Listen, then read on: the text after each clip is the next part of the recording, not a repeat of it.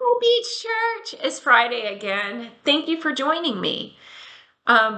Today's reading was Proverbs 4 through 6.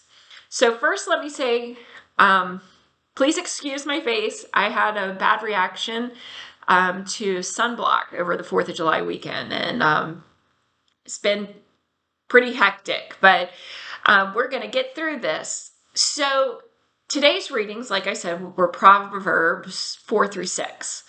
And we're really looking here in pursuing wisdom, avoiding adultery and sexual immorality. And it even talks about your finances in chapter 6. So chapter 4, we learn about wisdom and the importance of staying on the right path. So, and I think I have said this before, when I pray, I ask for guidance and I ask for wisdom. And I've even gotten to the point where I ask God, allow me the understanding. So allow me the wisdom. Allow me the wisdom to overcome urges or bad vices. Allow me to consciously choose you no matter what. Now, I'm a sinner just like everyone else, but I always ask for wisdom. Wisdom through God is something we should cherish. Because as long as we are doing everything we can do to walk with Him and to utilize the wisdom that He gives us, that is something that we should cherish.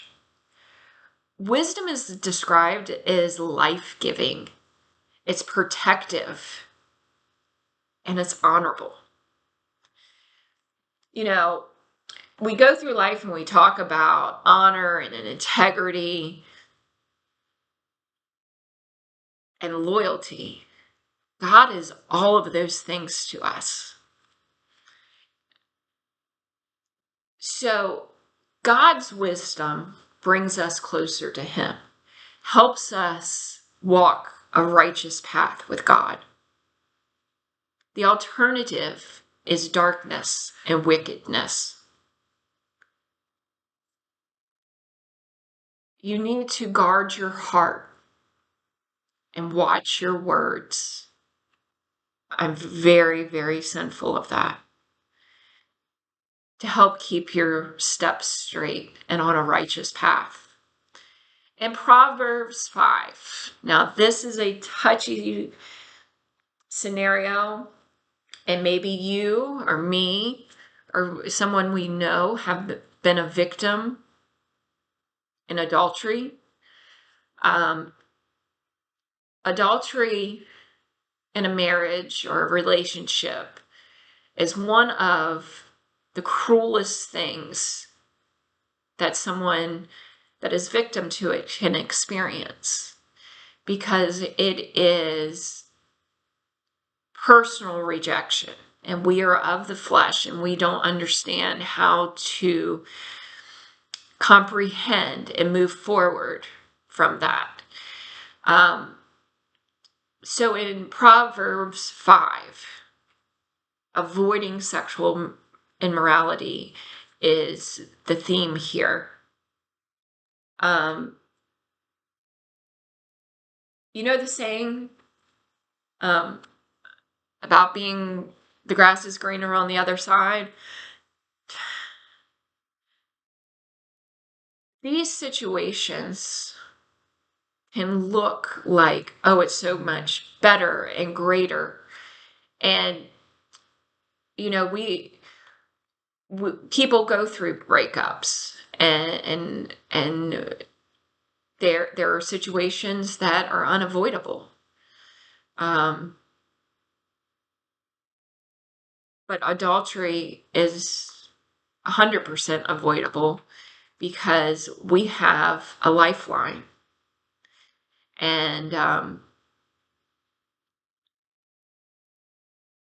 even if you and your spouse are not getting along, or maybe you shouldn't be together, or you feel like you shouldn't be together.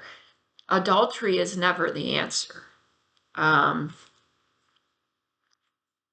I'm pretty firm on that. I might get some backlash back, but according to Proverbs 5, this is warning against adultery. And so, as a woman in 2025, just as it was back then, or in 1600, 1800, I believe that adultery is one of the cruelest things you could do to your spouse. And I know that people will say, well, what if X, Y, and Z happen? Correct. But adultery, if you are asking for wisdom for God and you're walking righteously with God, doing the best you can do, adultery is 100% avoidable. So we go on to Proverbs 6, and this chapter is about being diligent with your finances. And